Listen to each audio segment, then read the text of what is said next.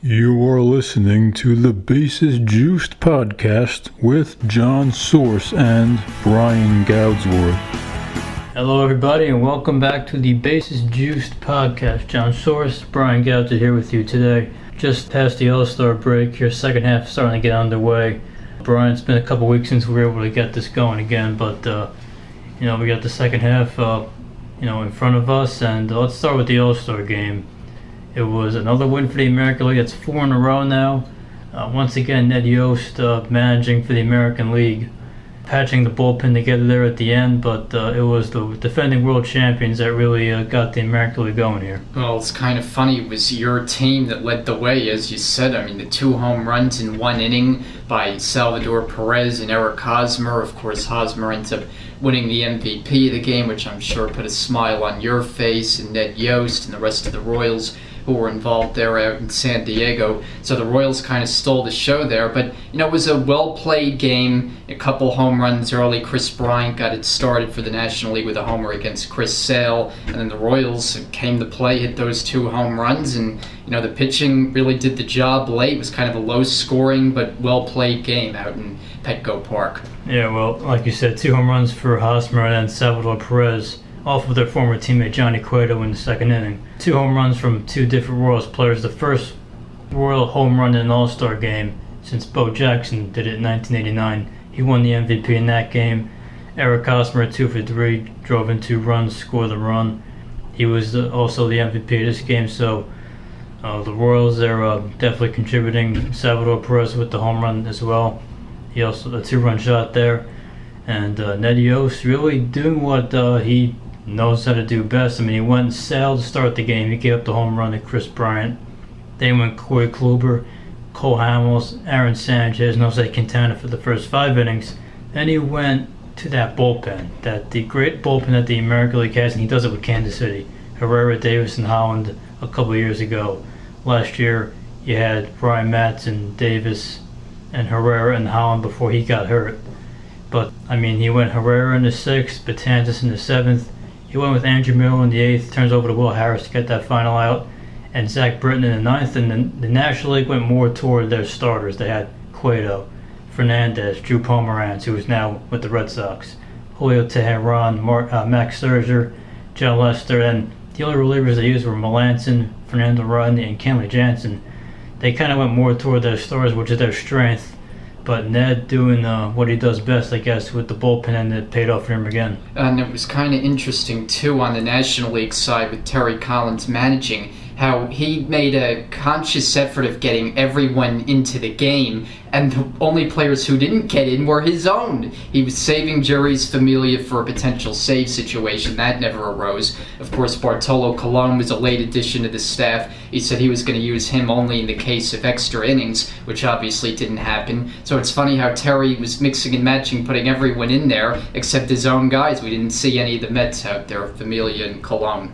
Right, and Cespedes obviously injured, so and Syndergaard as well. Right, so none of them got in. No Mets shown in the All-Star game. But I think a key part of this game was in the 8th inning. Like I said, Will Harris faced one batter. Alemus Diaz came in to pinch hit for Corey Seager, and in the key spot in that game.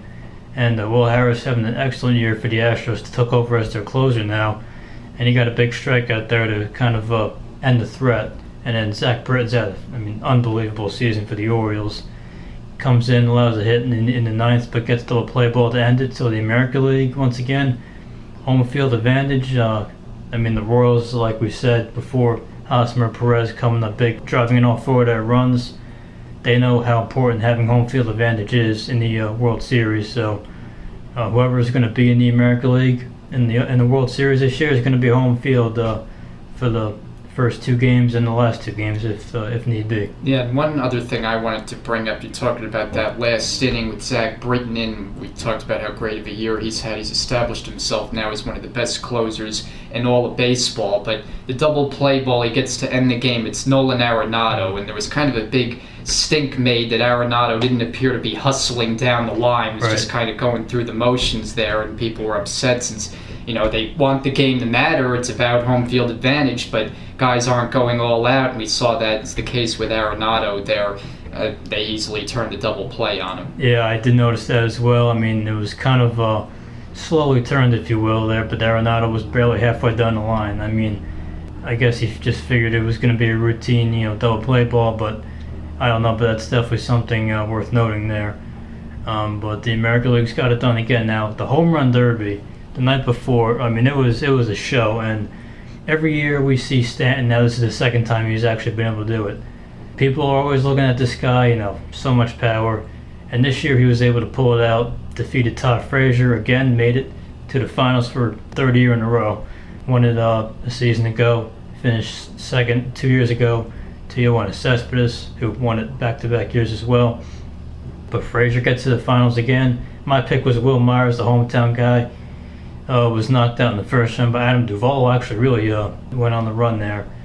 But the two guys that I think jumped out to most people were Stanton, who obviously won it, and Mark Trumbo hit some really, really nice home runs. Yeah, well, not a surprise with the season he's had. I mean, he's already at almost 30 home runs on the season, just a little over halfway through here. An amazing season he's put together in the friendly ballpark of Camden Yards. It's a home run hitter's haven, of course, but he put on a nice show. It's always good to watch a home run derby, though, when you have the big sluggers in competing in the derby, and that's what makes it great. And Stanton is the most feared power hitter in today's game, and maybe of the last 5 or 10 years. The guy just has incredible power, and he put on a show there. He set the record for most home runs total. I think it was 61 combined in all the rounds. And it's not an easy ballpark to hit it out at Petco Park, but they were making it look small. It was fun to watch. Definitely fun to watch. Like you said, you get these big power guys in there, and it's something that the fans want to see. Sometimes, players don't want to, take that chance messing with their swing. But Stanton wanted to be there. He was not an all-star, but he wanted to be there for the fans, and he's a Southern California guy himself. Obviously, it worked out well. Stanton coming away with the win. So another thing I want to touch on is news that came down, I believe it was yesterday, with the Houston Astros winning the Yulieski Gurriel sweepstakes. It was a 5-year, $47.5 million deal.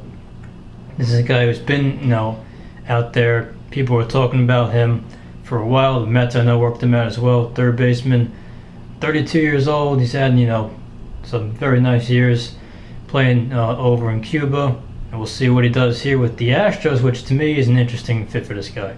Yeah, it is. This is a team that's really coming on strong before the All-Star break. They've split their first 2 games since the breakout in Seattle, but they're starting to get it going with that lineup. Guys are heating up, and potentially in a few weeks, if you add him and he's as advertised as a lot of these Cubans are, we've seen it with Cespedes and Jose Abreu, of course, in flashes with Yasiel Puig with the Dodgers. But these Cubans have had a lot of success when they come to the major leagues, so if Gurriel turns into another one of those, it's a big boost for a lineup. And you're talking about with the Astros, too, potentially calling up their top prospect, Alex Bregman, who may now move to the outfield if Gurriel plays third base. Suddenly they have a really feared lineup. Well, that was my next point, because it's an interesting move for them, because Bregman's going to play third base when he gets called up. He could play second as well, but they got Altuve at second, they got Correa at short. So Bregman plays third, so where exactly does Gurriel fit? He might move to left then. I mean, it's interesting to see. I mean, I don't know how these guys are, in the outfield. I haven't seen either of them. Well, I heard Bregman is a guy who could play anywhere, that they're content with playing him in the outfield even. Yeah, well, that may be where he ends up. But, he's been mainly an infielder. They're going to start playing him. We know he can hit. Yeah, they're going to start playing him in the outfield. He may even be the number 1 prospect in all baseball when these prospect rankings update here in the second half. I think Keith Law of ESPN has him number 1. Showed his skills in that Futures game with a couple extra base hits, too. Yeah, well, like you said, with the Astros, they just keep running them out there with these guys. And then Gurriel is going to need some time in the minors, a little bit, like you said, before he comes up and makes an impact. DH is another spot where these guys can get some at-bats, and maybe you see Evan Gattis or AJ Reed. I read even that they may even look to move AJ Reed for a pitcher. They have a lot of options. That's the bottom line. Yeah, they do. So interesting, to see how they go about this. But Gurriel, he signs with Houston, and we're going to see what they do there, moving forward. But interesting to note that there. And like I did mention as well before, the Red Sox bringing in Drew Pomeranz, shipped Anderson Espinosa out to San Diego, which a lot of prospect people are not, too fond of. But again, Espinosa's 18 years old at the ERA, near the mid-fours in the South Atlantic League, even though he was the youngest player in that league. Pomeranz, he's really turned the corner this year with San Diego, and the trade market over the next couple weeks for starting pitching is not really that deep.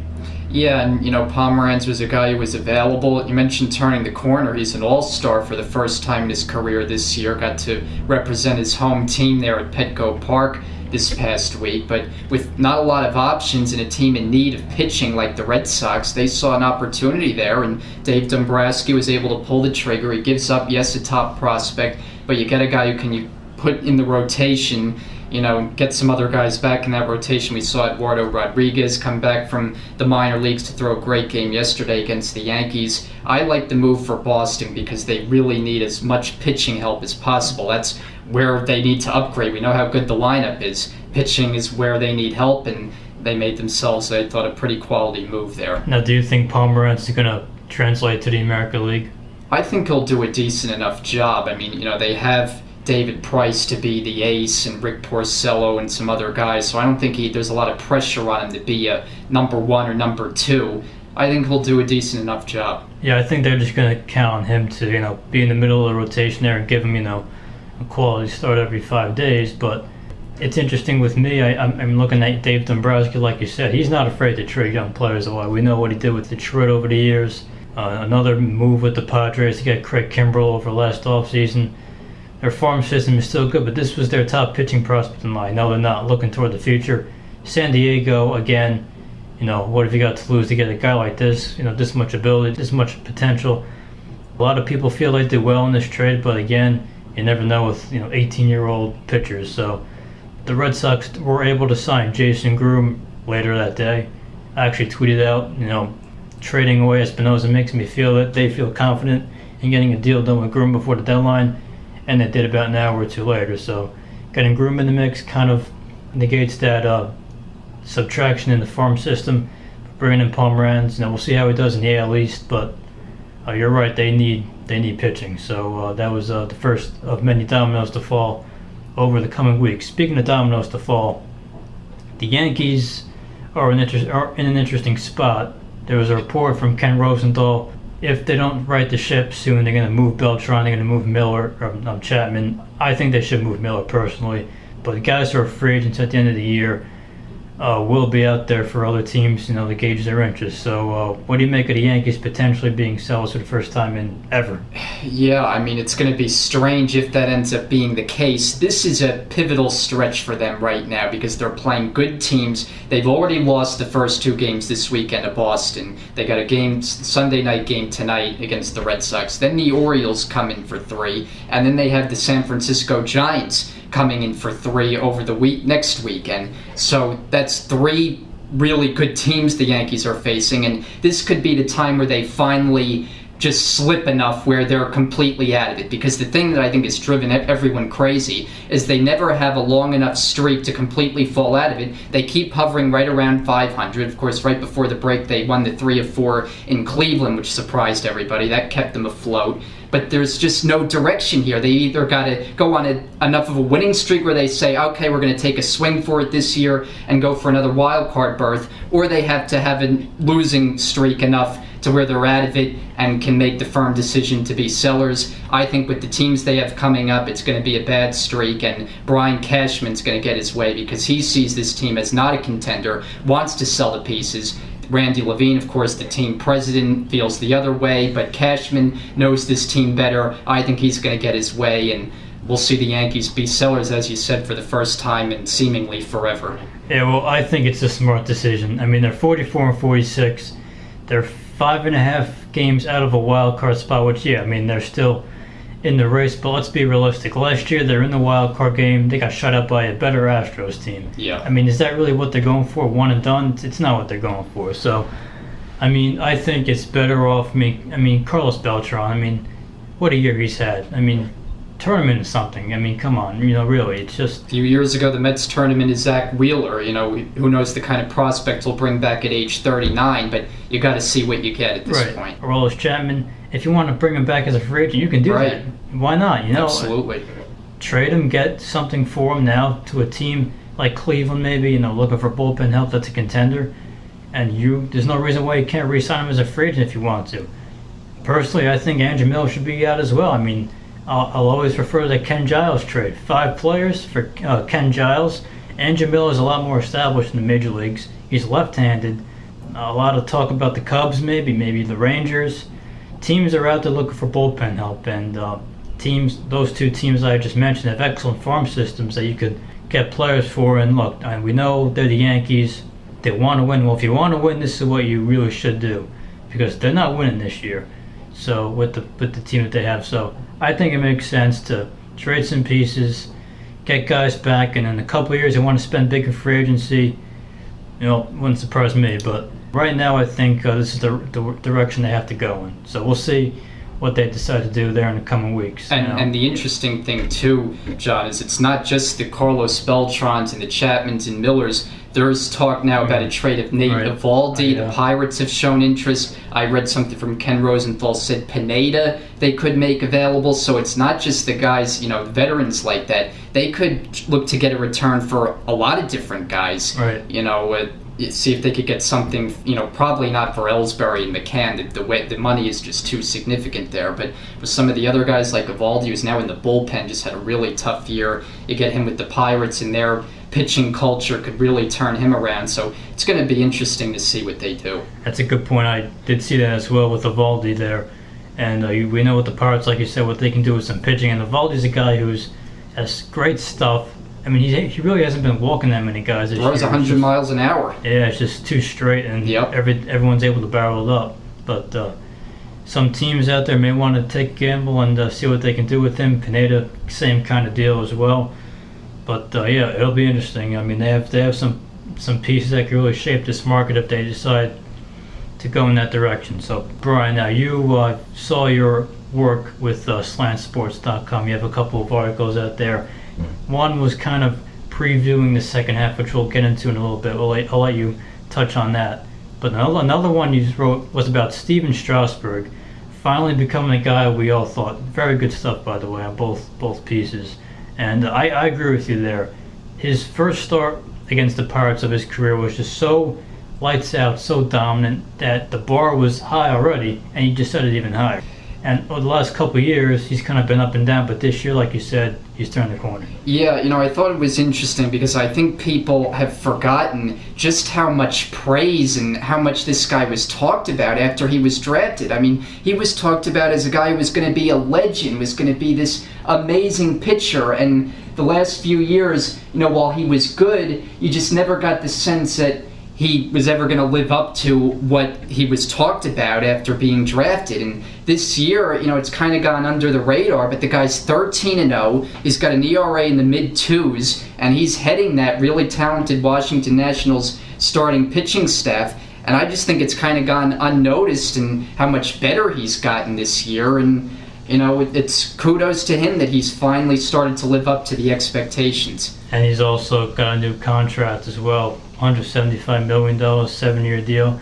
Again, I thought this guy was going to hit the free agent market, especially he was having this kind of a year in the walk year. But he has had the Tommy John surgery. Jordan Zimmerman, I believe, was the first guy to get $100 million after having Tommy John surgery. Strasburg just, shattered that barrier, and it's security for him as well in the place he's comfortable with. Scott Boras, not known for getting deals done with guys before they hit free agency, but Strasburg is staying where he's been, right at the top of that rotation with Scherzer, and now you get Giolito coming up. So I mean, it's been a couple of years for this team, but everything looks like it's starting to click for them this year. They really are. I mean, they're playing tremendously well. I think they've won 5 straight games. They've won the first 2 against the Pirates here since the All-Star break. Daniel Murphy's playing at an MVP-like level all of a sudden, even though he's recently got a mini hamstring injury that's kept him out the last couple days. But they have just been rolling, and 20 games over 500, have the lead on the Mets now, which is pretty substantial. I think it's now 7 games with the Mets losing yesterday. So give them credit. They put it all together this year now with Dusty Baker taking over the reins as the manager. Now talk about your other article that you wrote, a couple teams to watch as we go into the second half this year. Yeah, well, we talked about the Yankees already, so I don't think that's worth bringing up again. But a couple teams that I thought were really going to take off here in the second half. One was the Pirates. Now, of course, it's started off slow for them. They dropped the first two, but they really started to get it going toward the end there of the first half. They won the series against the Cubs, beat the Cardinals before that in St. Louis. And Andrew McCutchen has just not gotten on any kind of a roll this year. And you just have to think at some point he's going to turn it on here in the second half. And I just think once that happens, he's one of those guys who's capable of carrying a team by himself. So I'm looking out for the Pirates in the second half. They got Garrett Cole back. He did lose his outing yesterday. But, Taillon coming back and Tanner Glasnow from the minor leagues. They put John Neese in the bullpen. Now that's kind of been a disaster of a trade for them. But they're a team that I really like, the makeup of them, very talented position players and an improving young pitching staff. So we'll see what happens with them. The other one that I'm interested in is Toronto, because their lineup hasn't fully been healthy at the same time this year. Batista's on the shelf right now, and Encarnacion's been a run-producing machine. He has over 80 RBIs. But I think when Batista comes back with Donaldson, Tulowitzki's starting to swing the bat better, they're going to be a dangerous team, as they were last year in the second half when they just ripped through everyone on their way to winning the American League East. And I had your team on there just because I'm curious what they're going to be here. They had a good game yesterday, much needed, putting up 8 runs there against the Tigers and Mike Pelfrey. But it's kind of a different looking Royals team. A lot of moving parts right now, so beat up. They're counting on guys like the Whit Merrifields and Cheslor Cuthbert and Paulo Orlando, guys we didn't see last year. So I'm kind of interested to see what's going to be in store for them as well. Yeah, those are 3 interesting teams. And I agree with you with the Pirates. Like you mentioned, McCutchen's got to get it going at some point. I would really expect the pitching, like you said, Cole's back, which is big, but I like Taillon and Glasnow moving forward in this rotation. But a guy I'm looking at is Josh Bell at first base. If this guy stays up, this guy can really hit. And I mean, the pieces are there, and this is a team I've liked for a long time. And I think they're going to make this division close. I mean, I think the Cubs are going to win the division, as many people have said. But I don't think it's going to be, by double digits. I think this could be, 3, 4, 5 games here as we get closer to the end of the season. If the Pirates can just get things going, the pieces are there, they got more coming, and like you said, with McCutchen's going to be big. Marte and Polanco have been excellent this year, and I agree with you with the Pirates. Toronto's another interesting team. Like you said, with their offense, hasn't really gotten going as a whole. Encarnacion has had a great year. The pitching, Aaron Sanchez has been huge for them. Marcus Stroman, I think, for them is a key. But if they get those bats going, they're going to go on the run here as well. And with the Royals, I agree with you. I still think they can win this division. I mean, that may be a little biased, but I'm going to believe in my team. And why not, the way these last few years have gone. And another reason with that is the Indians, they're a good team. They're a very good team. Everything's clicking for them this year. But Detroit and the White Sox are in the mix there, but I just don't think they're going to stay there, for the long haul. The White Sox last night, James Shields, 8 innings, 2 hits, 1 run, gets the loss. To Matt Shoemaker, who throws a complete game shutout with 13 strikeouts. I mean, they lost 2 to the Angels out of the break, and you know what I think about the Angels. So, I mean, it's a shame because, I mean, me and Shields, I want to see him do well. And he's been pitching better of late. But I just don't think White Sox are kind of in that middle spot, which is where they seem to have been the past couple of years. And Detroit, I know you're higher on Detroit. They got Michael Fulmer going today, who's been excellent for them. But I don't know. I just don't see it. The bullpen's been better, but it's still the Tigers' bullpen when it comes down to it. Pelfrey's been atrocious for them, let's face it. Verlander's been better of late. But Ian Kinsler's, I mean, what a year. He's had an excellent year. Could have so many all-star second basemen, but he definitely deserved to be there as well. But I just think this unit as a whole is kind of seen its better days in the past. It's going to be Cleveland and KC for me. Like you said, the Whit Merrifields of the world have done well. Chester Cuthbert as well at third base. Wade Davis is back, which is good. Lorenzo Cain should be back soon. Moustakas is out for the season. But I just believe in this team. the chemistry in the clubhouse. I think they're gonna go on a run at some point. I think, and I think the Royals and the Indians have a season at the end in KC, 3-game set to close out the season. Wouldn't surprise me if the AL Central comes out of that series right there. So a lot to look forward to in the second half. So we'll run down the scores from yesterday in baseball. The Mets lost to the Phillies 4-2 as the loss went to the bullpen. Jerry Blevins, Junmar Gomez got the save for the Phillies. Maikel Franco, a big RBI single. So the Mets have split the first two there without Cespedes in the lineup. He is back today, fortunately, for New York. Cubs have taken the first two against Texas. They won yesterday 3-1 behind Jason Hamill. Red Sox have won the first two in the Bronx against the Yankees. They won yesterday 5-2. They got a 3-run homer from Sandy Leon. And John, I'm not sure if you paid attention to this, but Sandy Leon, who would never hit much in the major leagues, is tearing it up. He's hitting like 460 this year in 15 games or so. I don't know what's gotten into him, but he's really come on here with Boston. Christian Vasquez, the young catcher's back in AAA now. But Eduardo Rodriguez came up through a really good ball game. Yankees got a couple of solo home runs, but that was it, and Boston gets the win. A's beat the Blue Jays 5-4, 3 home runs in the game for Oakland, 2 of them for Chris Davis. Finally, a win for Sonny Gray. It's been a tough year for him, but the A's get the win yesterday afternoon. A lot of good pitching performances yesterday. One of them by Hisashi Iwakuma for the Mariners. He went 8 scoreless. Mariners blanked the Astros 1-0. Good outing from McCullers for Houston, but not enough. O's beat the Rays 2-1 to take the first two of that series. Good pitching from Tillman. Got a 2-run homer from J.J. Hardy. In the bullpen, Brock and Britton, as has been the case this year, shut it down, and the O's win. Nationals over the Pirates 6-0. Great pitching in that one from Tanner Roark. Anthony Rendon with the Nationals home run. Twins beat the Indians in extra innings in 11, 5-4. Rockies over the Braves for the second straight time, 4-3. Royals, we mentioned, knocked off the Tigers 8-4. Good offensive showing there from Kansas City in the win to Danny Duffy. Brewers pummeled the Reds 9-1 behind Jimmy Nelson and a few home runs. Cardinals blanked the Marlins 5-0. Complete game shutout from Adam Wainwright. Home run from Johnny Peralta. Arizona over the Dodgers in 12 innings, 2-1. And an interesting development in San Diego. Padres beat the Giants 7-6 in 10 innings. San Diego won that game on a game-ending balk by Santiago Casilla.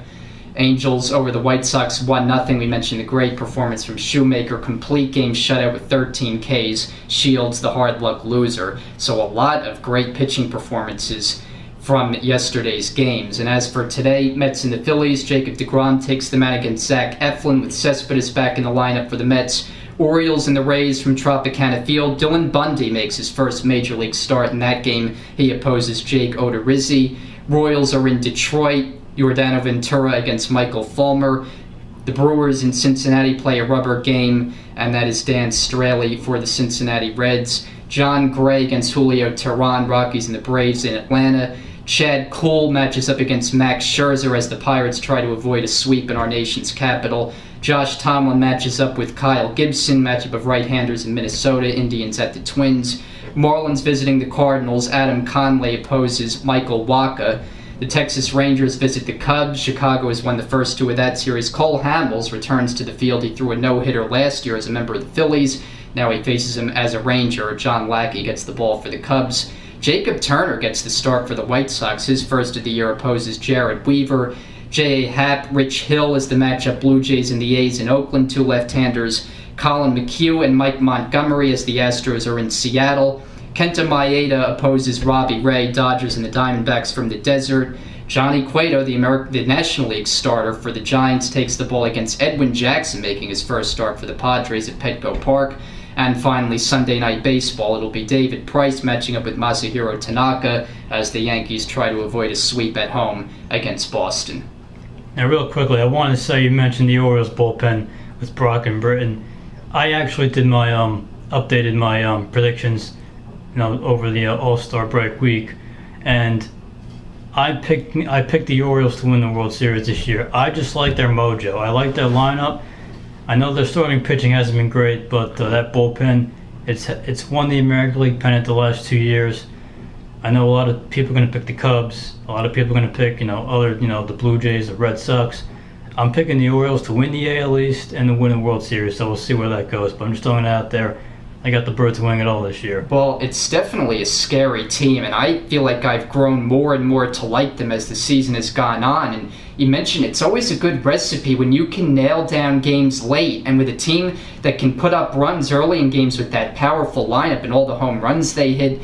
And Jonathan Scope has gotten hot. Machado's had an MVP caliber season. Trumbo, all the home runs. So they can really hit. And so if they just have the lead after 5 innings, that bullpen can nail it down at the end. They could be really dangerous. I think it's a good dark horse pick by you. Yeah, and like you said, with that lineup, they're going to score runs. So if they have a lead late in the game, like you said, it's a good chance at it. So I have them playing San Francisco again, for the 4th even year in a row. But it'd be a good series. It would be. It really would be. There's no doubt. But we'll see. But that's what I have right now. So as for your Monday, the Orioles taking on the Yankees in the Bronx. Kevin Gausman against Ivan Nova.